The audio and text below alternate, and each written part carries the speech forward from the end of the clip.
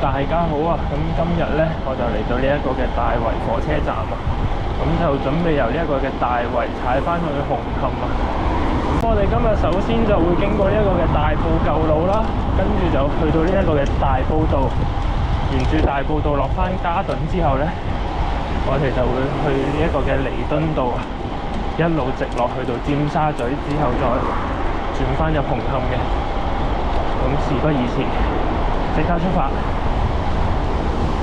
咁可以見到啦，一開頭其實呢度都已經開始要上車㗎啦。咁大家就記得轉定波先啦。嚟到我哋第一個嘅迴旋處啦。咁記住啦，望到大埔公路嘅牌，我哋就喺呢邊。接下來就會接住一個急斜啊！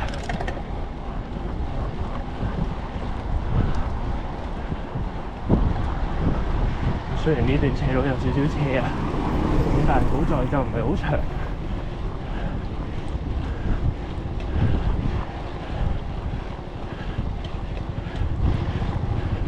咁前面呢度咧，我哋就會轉左，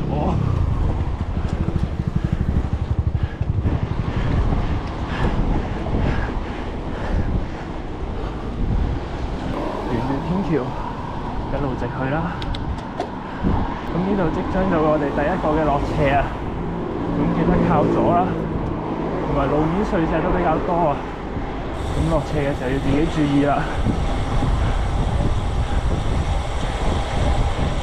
記得車速唔好過快啦，同埋睇定你嘅路線。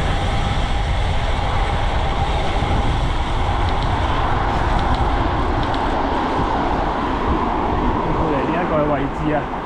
咁要 cut 翻去右手邊啦，咁記得睇下後面有冇車啦，打個手勢，我 cut 過右邊。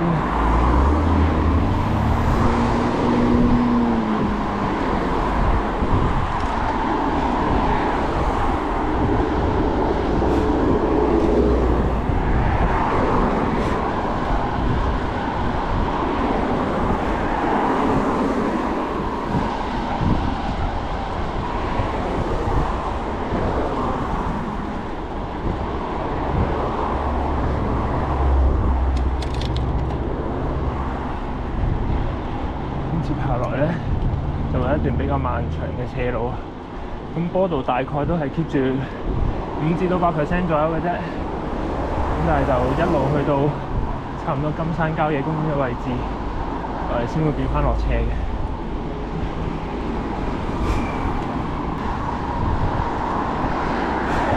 嚟到呢一個嘅位置啦，我哋記住都係 keep 翻同一條線啦。如果左手邊咧就係呢一個徑口路啊。咁就一段超級斜嘅激斜啊！咁佢落翻呢一個迴旋處就落到呢一個顯徑站嘅。咁我哋今日係去呢一度嘅深水埗啦。咁你記得就唔好靠左啦。而家時間係晚上嘅6:09啊。咁呢個時段收工時間咧都比較多車出入啊。咁大家就記得留意路面情況啊。呢度啊，又嚟到另一條嘅分岔路啊！咁我哋都係照舊啦 ，keep 住喺我哋呢一條線啦。咁左手邊咧，就會上天橋兜翻大圍嘅。我哋就一路沿住呢度，繼續向深水埗方向出發。大家可以見到啦，其實後面咧一路都有車爬緊我頭嘅。咁其實就唔使太擔心嘅，因為我哋靠左咧。啲車都係勉強有距離可以過到嘅，最緊要係你保持冷靜，貼近左手邊。咁其實20分鐘內咧，就一定可以落翻呢一個嘅嘉頓嘅啦。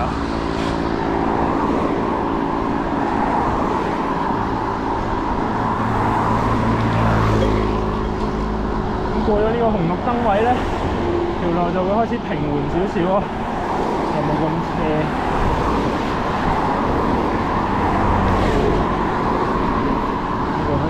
加翻快速度啦！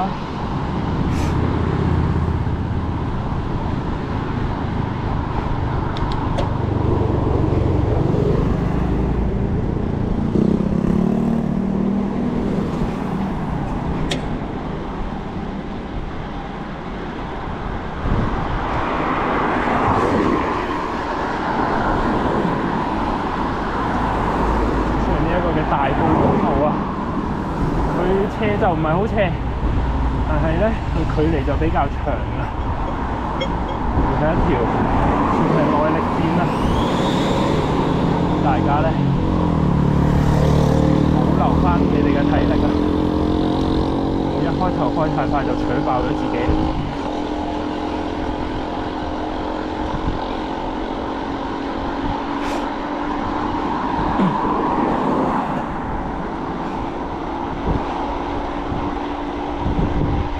咁前面咧即將會係第一個嘅落斜位啊！咁但係其實咧呢條路嘅爬坡仲未完㗎，呢度只不過係少少甜頭俾你回一回氣嘅啫。大家就千祈唔好呢位衝得太快。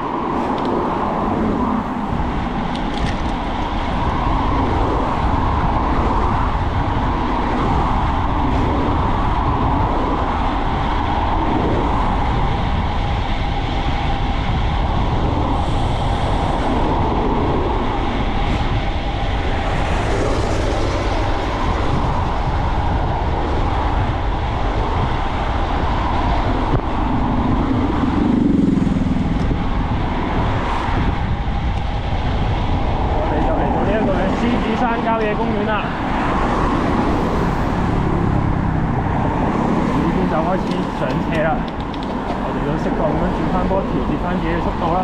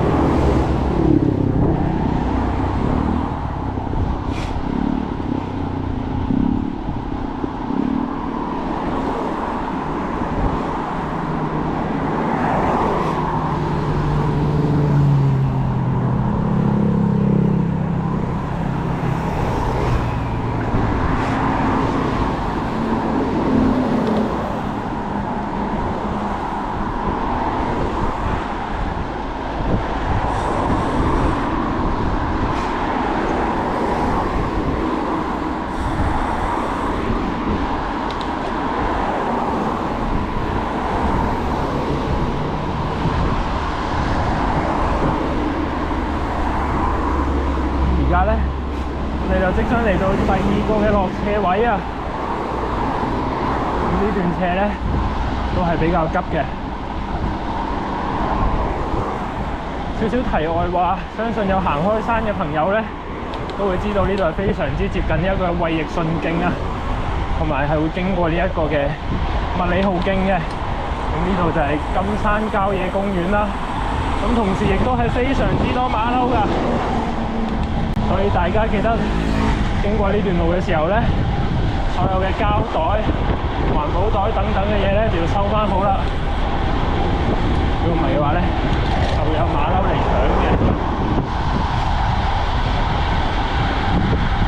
咁我哋而家呢段落斜咧，斜又未去到話好斜嘅，但係咧都非常之危險啊！其實呢段路，同埋前面就有個燈位嘅。大家記得唔好揸得太快啊！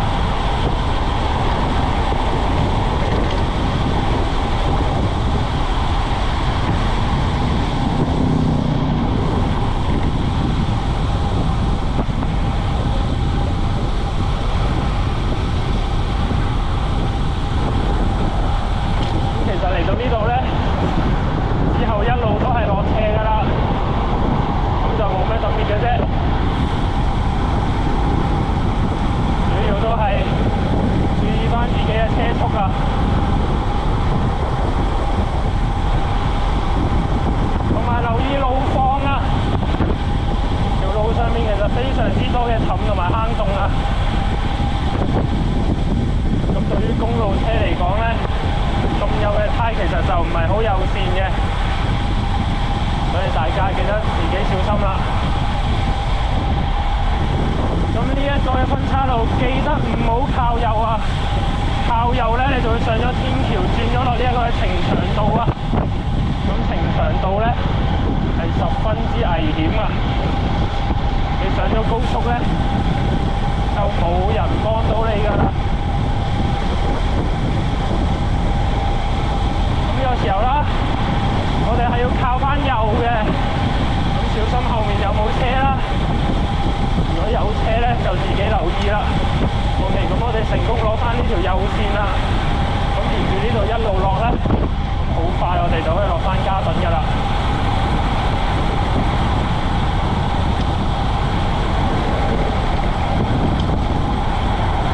呢度都係啦，繼續靠右啊，望住呢個往深水埗同旺角嘅方向啊。咁我哋就一路慢慢咁樣碌落去啊。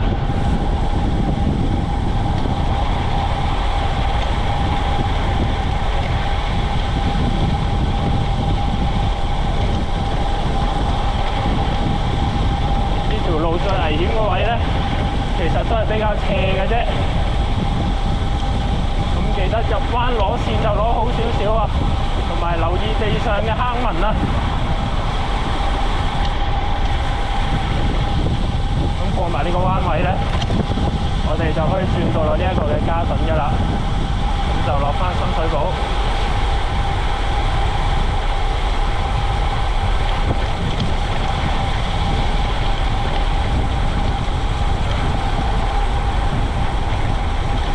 但係其實呢段路係相當之有難度㗎，咁一般唔係踩開單車嘅市民呢，咁就要比較小心啊！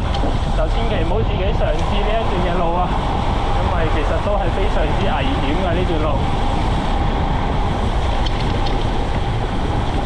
咁我哋而家就落返呢一個嘅深水埗啦。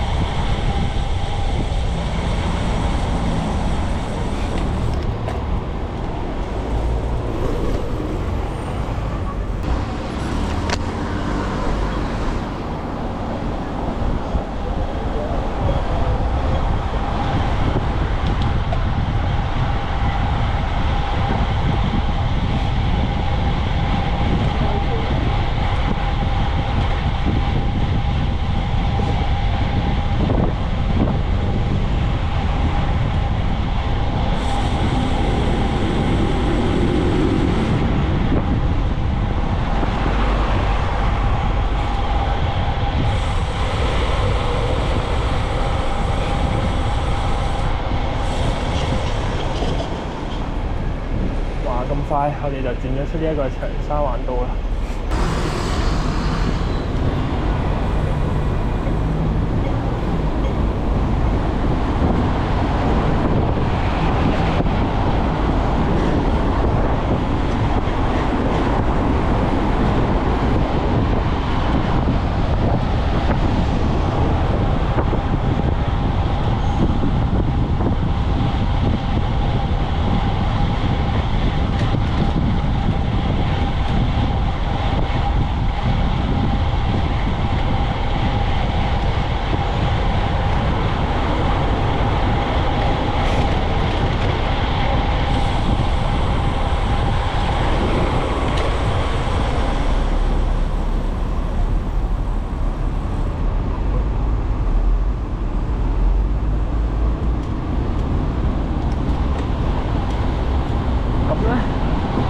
哇！咁快就嚟到呢一個太子啦。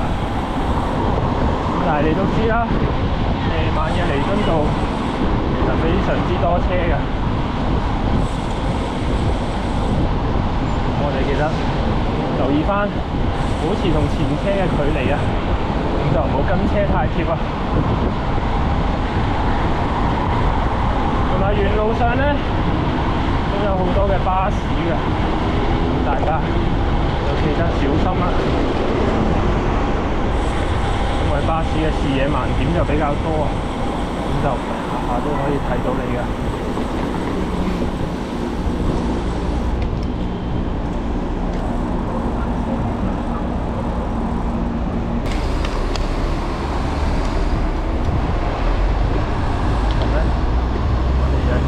巴士過一過先啊，佢打咗燈㗎，所以我哋除咗留意自己嘅行車線，都記得留意埋隔離啊。跟巴士睇嚟到咧，咁就好危險啦。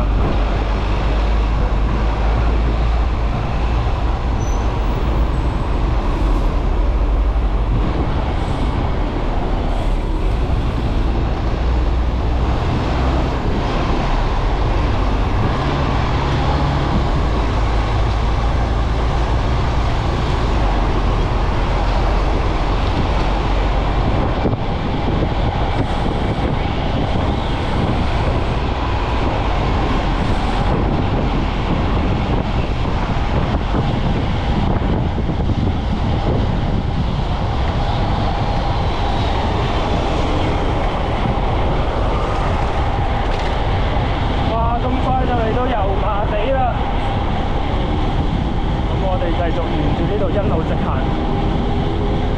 好快就可以到尖沙咀㗎啦。其實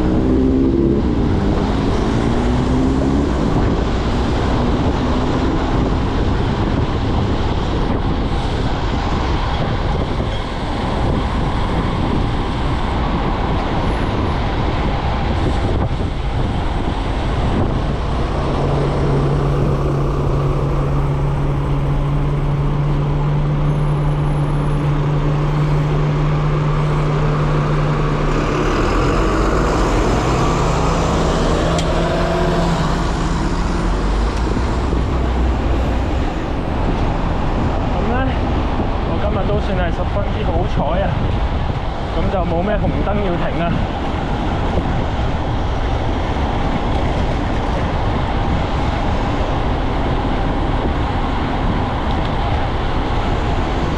平時喺彌敦道咧，起碼都停翻4-5次啊，但係今日沿路嘅都係綠燈啊。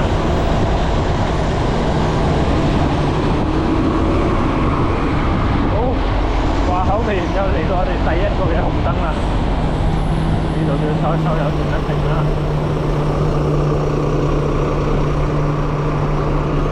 好啊，有非常尷尬，我都有少少mất電啦，仆街。